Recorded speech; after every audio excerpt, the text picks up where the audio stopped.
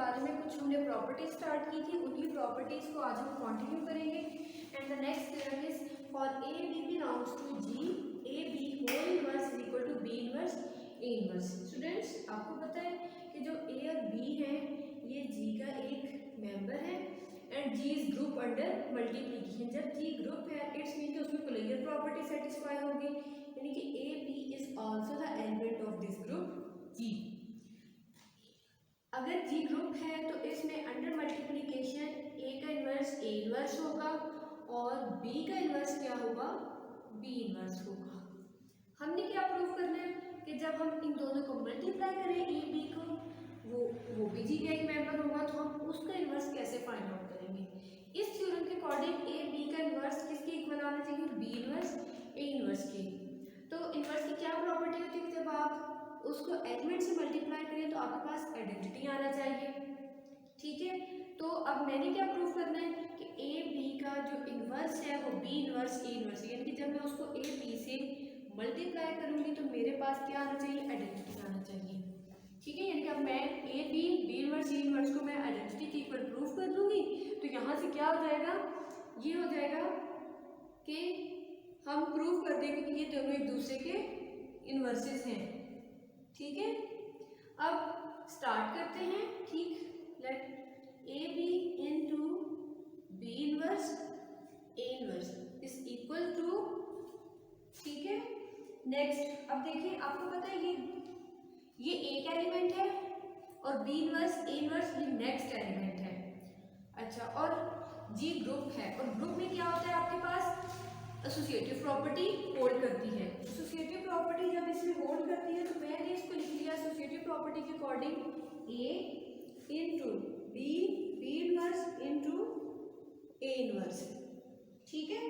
अच्छा, अब बी और बी इनवर्स क्या है, एक दूसरे के इनवर्सेस हैं, तो जब हम इनको मल्टीप्लाई करेंगे तो हमारे पास क्या आंसर आना चाहिए, आइडेंटिटी आना चाहिए। It's mean which is equal to a b b inverse identity के इक्वल आ जाएगा, ठीक है, इनटू ए इनवर्स। अब ये दोनों क्या है, इसके जी स्टूडेंट्स हमारे पास ये रिजल्ट आया था। ई क्या है, इस ग्रुप की आइडेंटिटी है और according to definition of identity कि जब आप उसको एक ग्रुप जी के किसी भी एलिमेंट से मल्टीप्लाई करोगे तो आपके पास वही एलिमेंट आना चाहिए, यानी कि ए को जब आपने ई से मल्टीप्लाई किया तो आपके पास क्या आंसर आएगा, ए, और ये A inverse as it is आ गया। अब ए और ए इनवर्सेस पे एक दूसरे के इनवर्सेस हैं, सो ये किसके इक्वल आ जाएगा, आइडेंटिटी के। हमने क्या प्रूफ कर लिया कि ए b b inverse a inverse identity के इक्वल आ चुका है। ये हमने क्या किया था, बी इनवर्स ए इनवर्स को राइट साइड से मल्टीप्लाई किया था ए बी से, इसी तरह हम इसको लेफ्ट साइड से भी मल्टीप्लाई करेंगे, ठीक है। सिमिलरली किसके इक्वल आ जाएगा, b inverse a inverse into a b. क्या किया था हमने यहाँ पर, पहले जब हम कर रहे थे, जब हमने पोस्ट मल्टीप्लिकेशन की थी तो हमने यहाँ पर क्या किया था, इसके बाद हमने एसोसिएटिव प्रॉपर्टी यूज़ की थी, क्योंकि ए बी अब ए का एलिमेंट है, बी इनवर्स ए इनवर्स ये सेकेंड एलिमेंट है और ये ए इनवर्स थर्ड एलिमेंट है, तो किसके इक्वल आ जाएगा, b inverse a into b. A inverse और एक दूसरे के इन्वर्सेस है, तो यहाँ से ये आइडेंटिटी आ गया और ये बी, ठीक।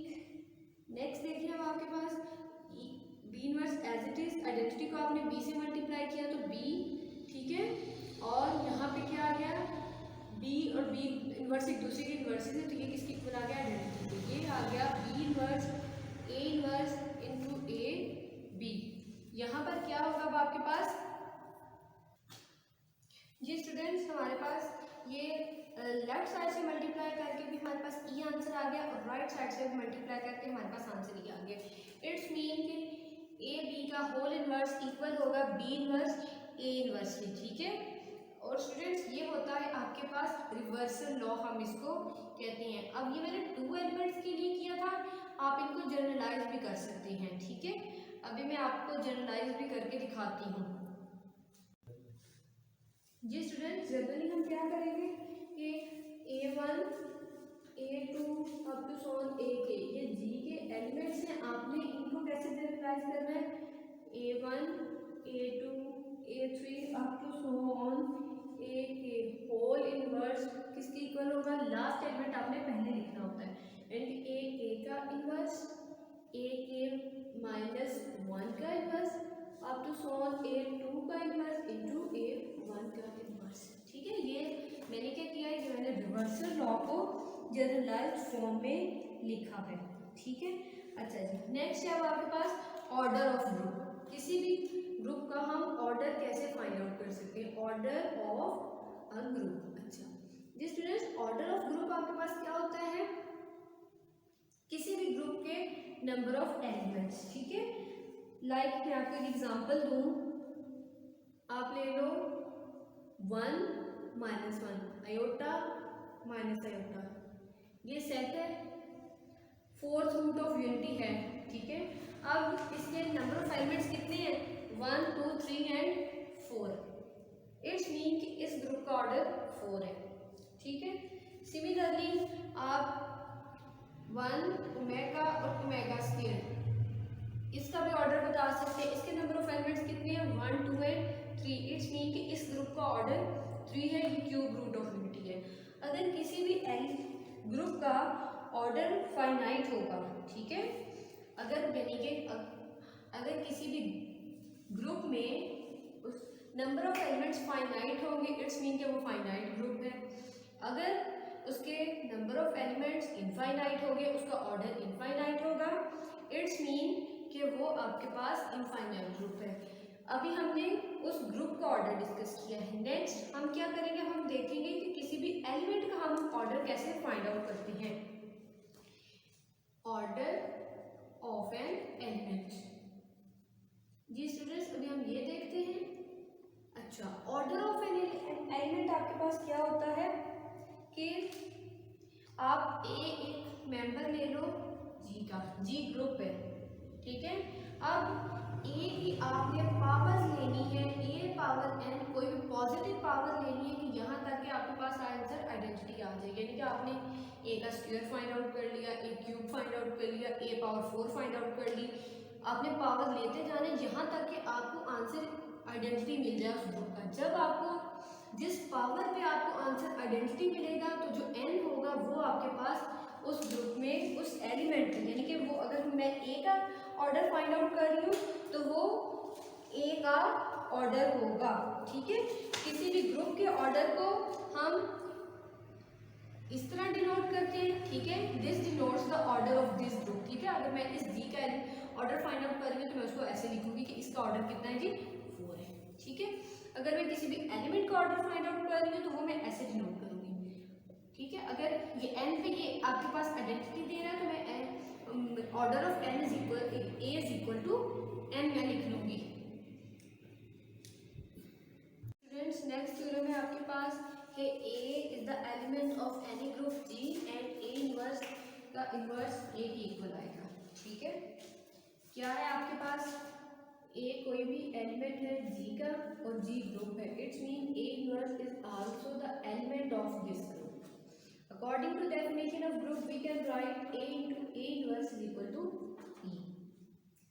अच्छा, अब मैं क्या करूँगी, मैं दोनों साइड पे इनवर्स अप्लाई करने लगी। ठीक है, मुझे तो A इनवर्स का इनवर्स चाहिए ना, A इनवर्स का whole inverse is equal to E inverse.